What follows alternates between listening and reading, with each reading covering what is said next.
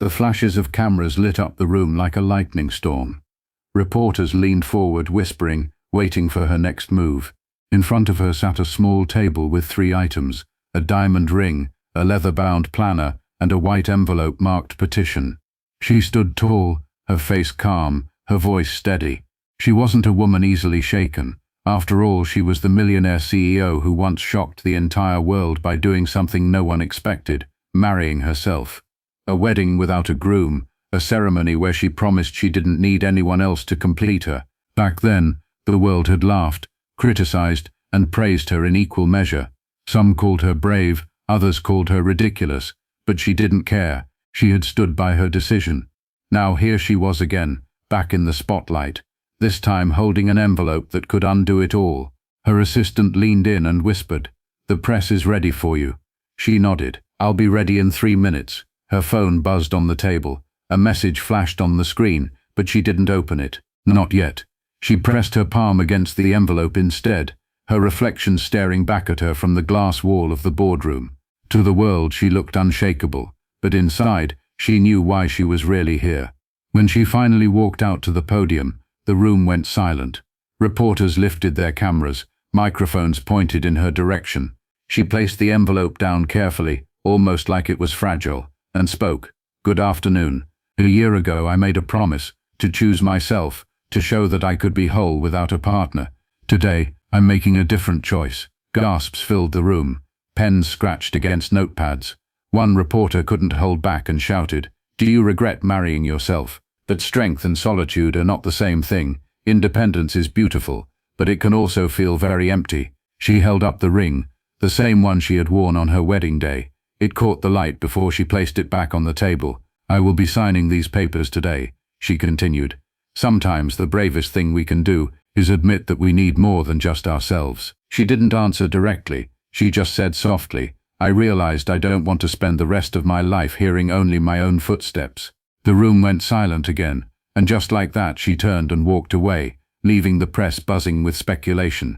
Back in her private office, her phone lit up once more. Same name, same message. This time she opened it. A faint smile touched her lips as she typed back, "Not yet, but soon. If you once promised yourself you'd never need anyone again, what would it take to make you break that promise? Share your thoughts in the comments. I'd love to hear your perspective." Before the headlines, before the flashing cameras, she was simply a woman who lived at the very top, yet slept in the loneliest bed in the world. Her name had been on magazine covers, praised as one of the youngest female CEOs to build a fortune from scratch. People called her iron-willed, fierce, even untouchable, and in many ways that was true. She built her empire brick by brick, sacrifice by sacrifice, until she could walk into any boardroom and command silence with just her presence. But power comes with a price.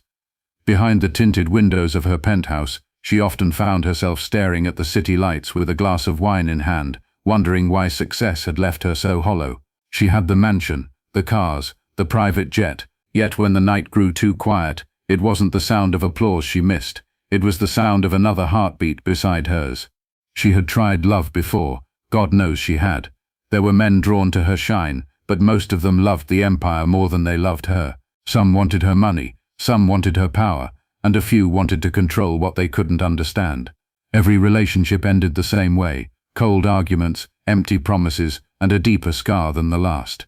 By her late 30s, she had started saying to herself, "Maybe I don't need anyone at all. Maybe I can be everything I've been searching for." The idea grew slowly, like a seed that refused to die. At first it was a joke over dinner with friends. Maybe I should just marry myself. Everyone laughed. But later, when she was alone, the thought didn't feel so ridiculous.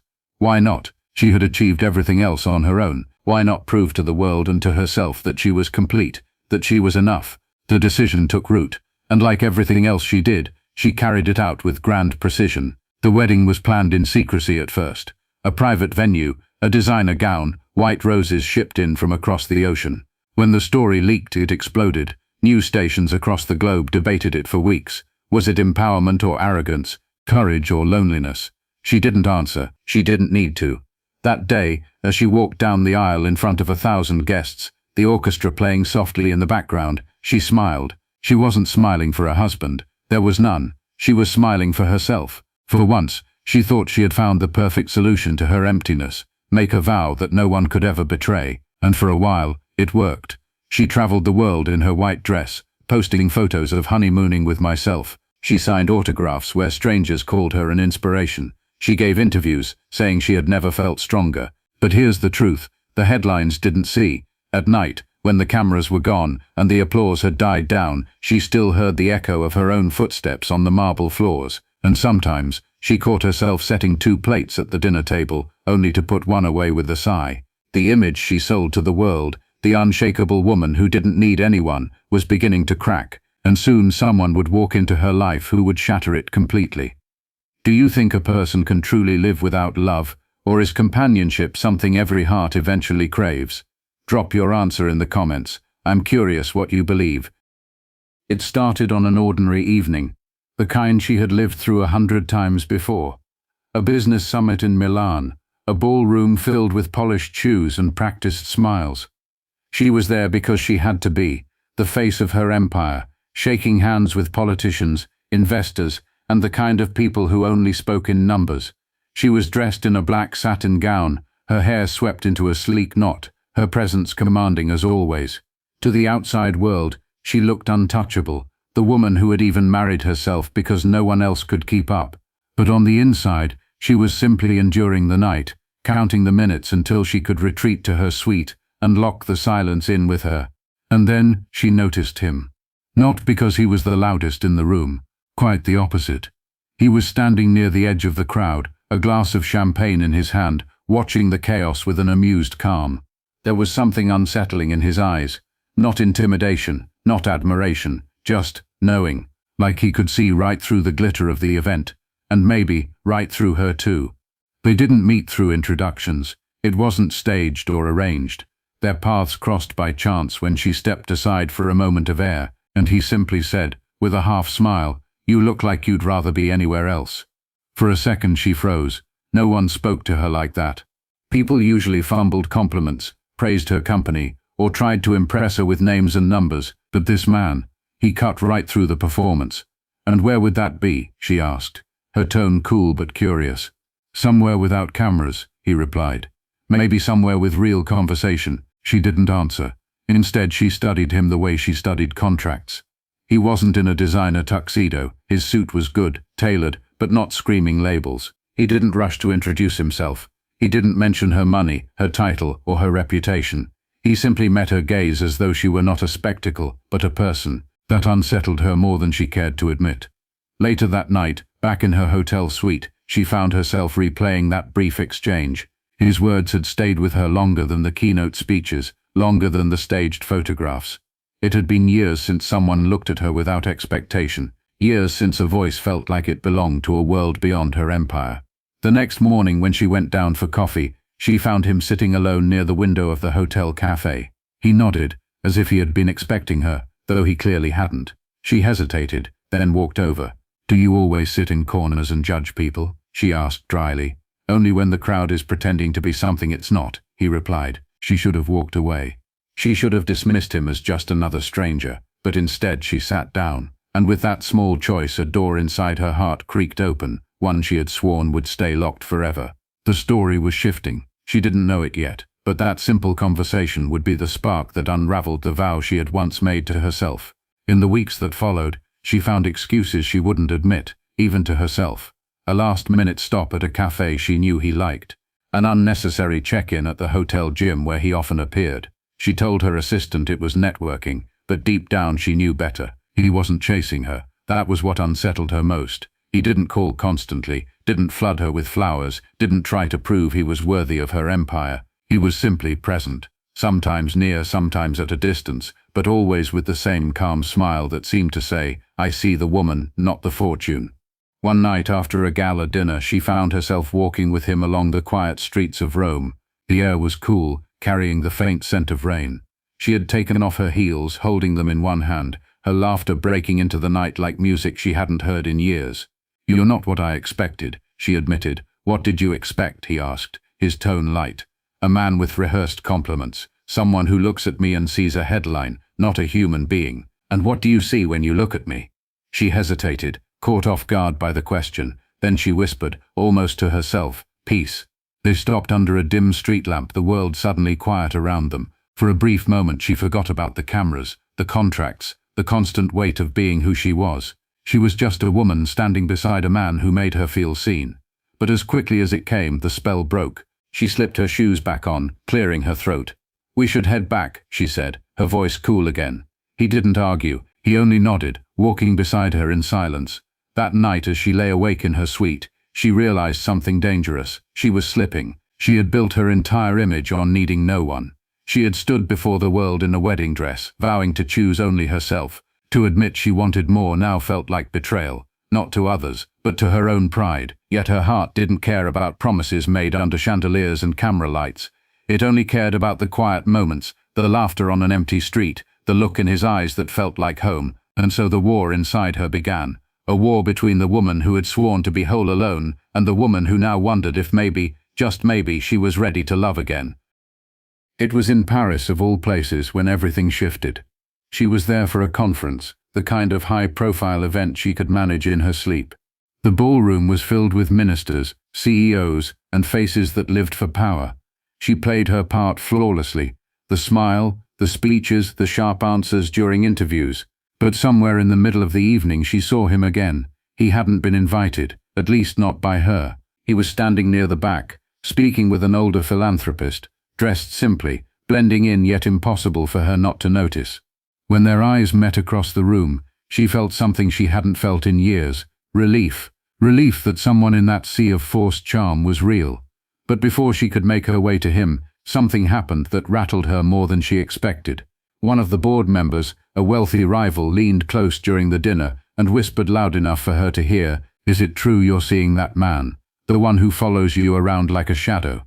People are talking." Her hand froze on the wine glass. Talking. She hadn't even admitted anything to herself yet. Later that night, she found him waiting outside the hotel. The street was lit by golden lamps, rain glistening on the pavement. He smiled when he saw her, but she was too unsettled to return it fully.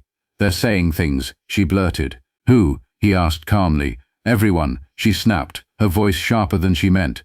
"They're watching. They're waiting for me to slip. Do you know what it means if they think I need someone?" He looked at her steadily. "It means you're human." The words landed like a blow. No one ever dared to strip her down to something so simple. She wanted to argue, to dismiss him, to walk away, but instead she stood frozen, her heart pounding. He stepped closer, lowering his voice. "You don't have to pretend with me. Not tonight. Not ever." She swallowed hard, her defenses crumbling piece by piece. For the first time she didn't feel like a CEO or a headline. She felt like a woman standing on the edge of something terrifying and beautiful. But just as she let herself breathe in that moment, her phone buzzed. A message flashed across the screen. It was from her legal team. "The press has wind of your petition. They're preparing tomorrow's story." She slipped the phone back into her clutch, her heart racing. The world would soon know. Her self-marriage, her vow of independence, the life she had built around that image, all of it was about to collapse under the weight of a truth she wasn't ready to face. And now, she had to decide, keep protecting the image of the woman who needed no one, or admit that maybe for the first time in years, she was falling in love. The headlines came faster than she could contain them. By morning, every major outlet carried her name alongside mocking phrases. "CEO who married herself now wants out. Independent no more. Love or weakness." The same commentators who once praised her for being fearless now tore her apart, calling her confused, unstable, even desperate. For the first time in her career, she didn't walk into her office with her usual confidence. The hallways seemed longer, the stares from employees heavier. She could feel the judgment in every whispered conversation, though no one dared say a word to her face. That night, she sat alone in her penthouse. The city glittered below, but the silence inside those walls pressed in like a storm. The gown she wore at her self-wedding still hung in her closet, untouched but heavy with memories. She opened the door, stared at it, and felt a sting in her chest. What had once been a symbol of power now felt like a cage she had built with her own hands. Her phone buzzed. It was him, a simple message. "Are you all right?" She stared at it, her fingers hovering, but she didn't reply. She couldn't. Not when the world was already circling like vultures. Not when she wasn't even sure who she was anymore. The days that followed grew darker. She threw herself into work, hoping to drown out the noise. Meetings, contracts, endless negotiations, but even there cracks showed. She snapped at her staff, lost patience over the smallest errors, and caught herself drifting in thought when she should have been focused. And then came the breaking point. A charity gala she had agreed to attend months ago, a room full of people dressed in silk and diamonds, waiting to see if the headlines had weakened her. She walked in chin high, but she could feel their eyes on her, sharp and hungry, and when she saw him across the room, calm, steady, looking at her the way only he did, something inside her unraveled. She excused herself, fled to the balcony, and for the first time in years tears filled her eyes. Not quiet, graceful tears, but raw, shaking sobs that refused to be hidden.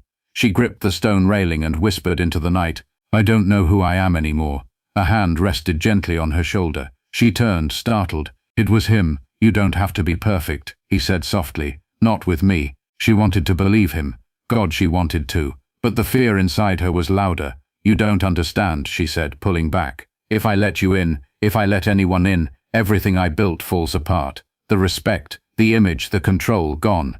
He looked at her with a quiet sadness. "Maybe that's the problem. Maybe you built everything, but forgot yourself." His words cut deep, because they were true. But instead of drawing closer, she turned away. She couldn't face it, not yet. The silence he left behind was louder than any headline, heavier than any judgment. Back in her penthouse, she sat alone at the dining table, 2 plates set out of habit, one of them untouched. She stared at it until dawn broke through the glass walls. For once she didn't feel powerful, she didn't feel admired. She only felt empty, and in that emptiness she realized something terrifying. If she didn't find the courage to choose love over pride, she wasn't just going to lose him, she was going to lose herself. The morning after that sleepless night, she sat at her long dining table, staring at the untouched plate across from her. The city outside was waking up, horns echoing, buses rushing past, a new day beginning. But inside her penthouse it felt like time was stuck, pressing her to make a choice she had avoided for too long. Her phone lay silent on the table. No calls, no messages. Not from him. Not anymore. She closed her eyes and thought back to the moment she had stood in that wedding gown, the orchestra playing, the cameras clicking. She had sworn she needed no one, that she could be whole without love. For a while she had believed it, but now, in the stillness, she understood what had been missing all along. It wasn't a weakness to want love. It wasn't a failure to need someone. It was human. Her chest tightened as she remembered his words on the balcony. "Maybe you built everything, but forgot yourself." She whispered into the empty room, "I don't want to forget myself anymore." For the first time the tears that came weren't from shame or fear. They were cleansing, like rain washing a city street after a storm. She let them fall, and with each drop the weight she had carried began to lift. That afternoon, instead of cancelling her meetings as she usually did when the pressure grew heavy, she walked into the office with a softer expression. Her staff noticed it immediately. The same woman who had barked orders now paused to ask how someone was doing. It was small, but it was real. A shift not in her company, but in her. Later, as she stood by the window overlooking the skyline, she picked up her phone. Her hand trembled as she typed, "I need to see you." The reply came almost instantly. "Where?" Her lips curved into the faintest smile. She sent the name of a quiet cafe, the kind of place where no cameras waited and no investors lingered. When she walked in, he was already there, seated by the window with that same calm presence that had first drawn her in. For a moment she froze, nervous in a way she hadn't felt in years. She was a woman who had commanded boardrooms, faced down rivals, and built empires. Yet here, across from him, she felt like a girl confessing her first truth. She sat down, her hands folded tightly on the table. He waited, giving her space. Finally she spoke. "I've been afraid of being seen as less, afraid of losing control, afraid of needing you." He leaned forward, his voice gentle. "And now?" The words hung between them, raw and unpolished. For once she didn't care about sounding powerful. She only cared about being honest. He reached across the table, covering her hands with his. The warmth of his touch steadied her racing heart. "You never had to be perfect with me," he said quietly. "You just had to be real." In that moment she understood what no boardroom, no headline, no self-marriage had ever taught her. Strength wasn't about building walls. It was about having the courage to let someone in. The day of the signing arrived. Her legal team had arranged the papers neatly on the boardroom table. Cameras were already waiting outside, eager to capture the moment the woman who had married herself would make history again, this time by divorcing herself. She stood by the tall windows, looking out at the skyline. For once she wasn't rehearsing her lines, wasn't preparing for questions. She was simply breathing, steady and sure. The envelope lay in front of her, heavy with meaning. Inside were the documents that would officially dissolve the vow she had made under chandeliers and cameras a year earlier. The vow that had once seemed unshakable. Her assistant whispered, "They're ready for you." But before she stepped into the light of flashing bulbs, she took out her phone. With a calm she hadn't felt in months, she sent him a single message, "Meet me after." She walked out to the podium, the weight of 1,000 eyes pressing against her. Reporters leaned forward, microphones stretched close. She placed the documents down in plain sight, uncapped the pen, and looked directly at the cameras. "A year ago," she began, her voice firm but gentle, "I made a promise to myself. It was an act of strength, of defiance and of survival. That promise gave me courage when I needed it most. But today, I know something I didn't know then." The room grew still. Strength isn't refusing love. It's daring to open your heart even when the world is watching.